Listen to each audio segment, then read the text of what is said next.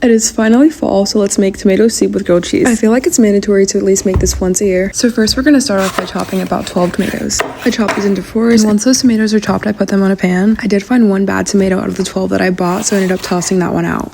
Next I have 2 yellow onions. This is all going inside of a blender, so it doesn't really matter how big or small you cut it. It's just going to bake easier if you cut it a little bit smaller. Now I have my 2 bulbs of garlic, and I'm going to put this on the pan with the tomatoes. You can do 1, but I ended up doing 2 because I really like garlic. And now I'm adding in my basil stems to the mix. I'm just throwing them in there. You don't have to add that many if you don't really like the taste of basil. Now I'm adding my olive oil. I seasoned with sea salt, paprika. I think I used black pepper. I don't like to go heavy on the seasonings because it does overpower the tomato. Now these are going to bake until they're pretty much roasted at 425 degrees. Now I'm adding all of the vegetables to the blender. But as you guys can see, these are fully roasted, so it's super easy to blend together. If you do this fresh out of the oven, you're going to burn your hands, but I did burn my hands doing this actually. I'm just squeezing the garlic inside of the blender. And after I'm done burning my hands off, I ended up adding some more basil.